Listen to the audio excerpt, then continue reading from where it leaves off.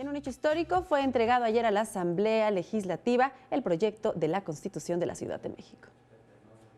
El jefe de gobierno de la Ciudad de México entregó el proyecto de constitución para la capital del país a los integrantes de la Asamblea Constituyente, quienes tienen la tarea de revisarlo, analizarlo, debatirlo y construir la primera Carta Magna local. Mira, lo que una constitución desde nuestro punto de vista recoge es precisamente las aspiraciones de un pueblo y la forma en que el pueblo se autodetermina y la forma en que el pueblo quiere conducirse hacia adelante. Entonces, eso es lo que tiene el documento. El mandatario exhortó a los integrantes de la Asamblea para que salvaguarden las garantías individuales de los capitalinos, sus derechos y libertades. Que haya debate, que haya pluralidad, que haya una participación permanente y por supuesto que haya el ánimo y la idea de construir para bien de la Ciudad de México. Mancera Espinosa entregó el proyecto al secretario general de la Cámara de Diputados, Mauricio Farah, quien reconoció el cumplimiento constitucional del Ejecutivo local para la entrega en tiempo y forma del proyecto.